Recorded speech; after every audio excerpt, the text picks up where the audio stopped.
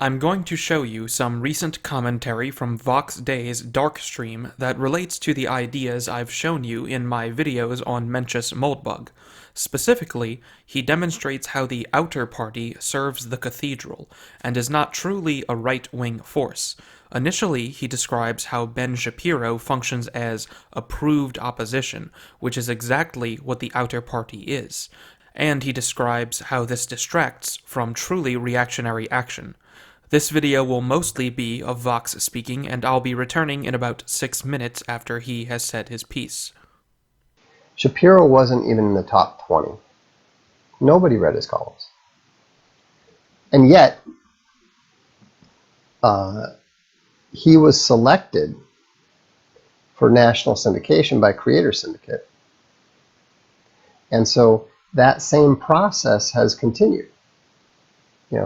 He is entirely dependent upon being propped up by his organizational support.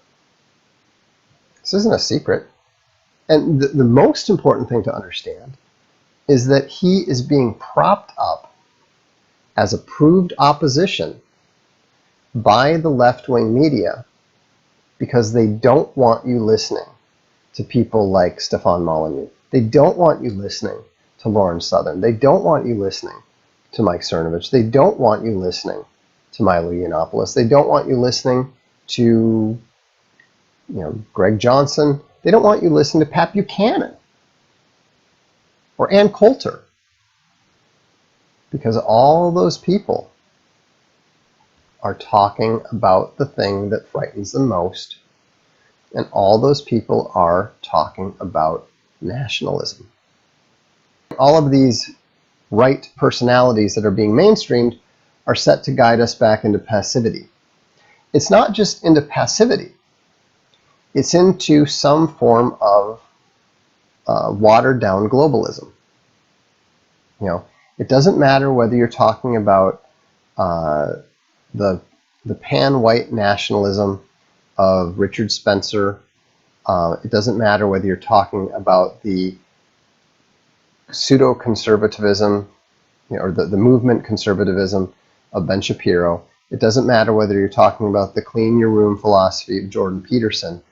All of these things are designed to try to turn you away from the two things that the globalists, neoliberals fear the most. Number one, nationalism. Number two, Christianity. And so, this was the best part of the article, and it really made the point, underlined the point that I'm making. For in his prolific output, forensic zeal and ability, love of the fray, exhausting schedule, adoption of new communications platforms, captive audience, and conservative ecumenicism, Ben Shapiro resembles no one so much as the young William F. Buckley, Jr.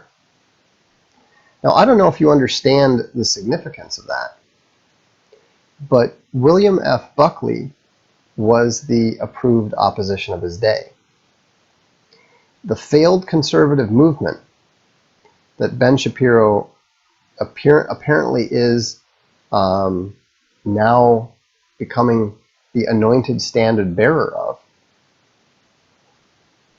is following in the footsteps of William F. Buckley, whose entire role was to keep the nationalist right out of the conservative movement. And so I think that the one honest thing about that article is when it said that Ben Shapiro is the next William F. Buckley. I think that's absolutely true. Here's the thing. In every single major aspect of the global trends, Ben Shapiro is on the wrong side. The trend is towards nationalism. The trend is towards protectionism. The trend is towards identity politics. Shapiro is on the wrong side of the trend across the board, which means that there is, If the article is correct, and Ben Shapiro is the future of conservatism, then conservatism is every bit as dead as John Red Eagle and I declared it to be in our book, Conservative.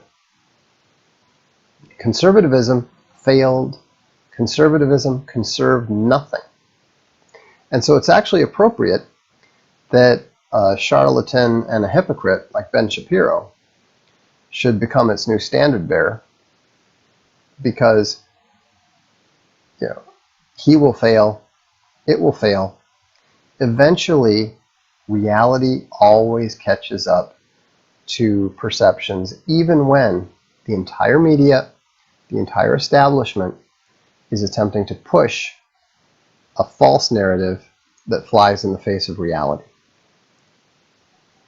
We'll take a pause here just to recap and inject some vibrancy into this video. Vox has spoken to us about how Ben Shapiro has been elevated beyond his own capabilities because of his opinions and not because of his competence. Although the Cathedral disagrees with what people like Shapiro say, they provide the necessary service of maintaining the status quo of the outer party, which, as we covered in a previous video, conceals the reality of the one-party state that we find ourselves caged in. Vox shows us how this was not only true at the time of Moldbug's writing, but also now and decades ago when William Buckley was the leading figure on the right. The Cathedral props up the mystique of characters like Buckley, turning them into legends to emulate, because doing so precisely serves the Cathedral's purposes.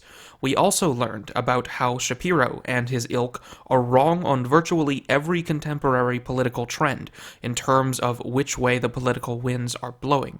This demonstrates the fact that they are not resting on a foundation built by their own wisdom, but one propped up by artificial forces. Such a foundation is sure to fail, and in the second clips from another dark stream, Vox will elaborate on this idea, which should be familiar to those who have learned neo-reactionary ideas. And so I think what we have to recognize when we're talking about the right is that the ideology that hitherto was the leading expression of right-wing politics in the United States, the conservative movement, is effectively dead. Donald Trump killed it. The legacy of conservatism is this: it never conserved anything.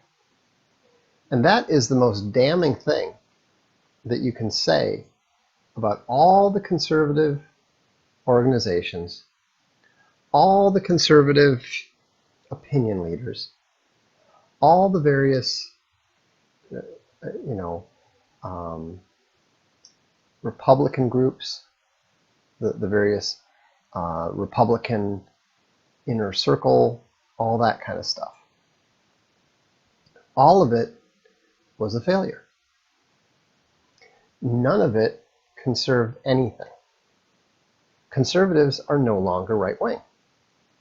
I mean, conservatives are, I would say that conservatives are not even a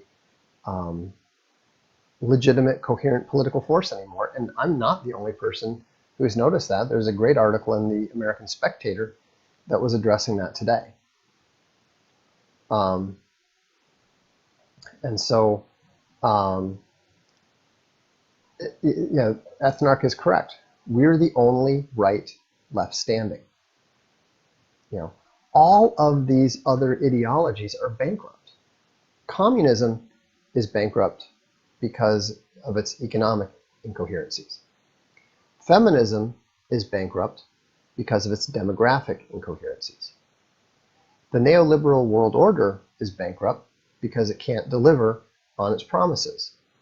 The conservatism is bankrupt because it can't conserve anything. What else is there? I don't think that we can necessarily blame some of those earlier thinkers for failing to anticipate technological developments like that. But we can criticize them for the obvious flaws in their logic, which are there. And in some cases, they even insisted that they even admitted that there were these flaws if certain things played out in the way that they did play out, which means that that ideology is therefore false, has to be rejected, and something else needs to be embraced. And that's what we're seeing with Donald Trump. And right now, what we are seeing in the United States is the civic nationalists have not yet accepted that civic nationalism doesn't work. That's the next step.